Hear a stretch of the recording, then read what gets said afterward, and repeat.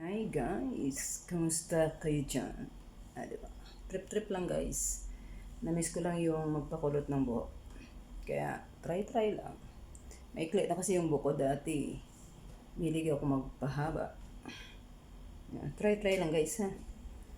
Trabaho lang, walang personal. Diba? Ayun na. Mag-StreamYard kami guys ni Inday para. Kaya re-ready si Pasing. Papula-pula ng lips. Ayun. Diba guys? Hello! Trip-trip lang guys. Walang personalan. Ayan.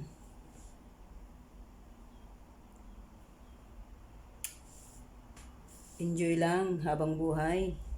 Hindi yung huwag tayo magpapaka-stress kasi maikli lang buhay guys. Diba? Mas masarap laging nakatawa, nakangiti kaysa laging mangonsumi.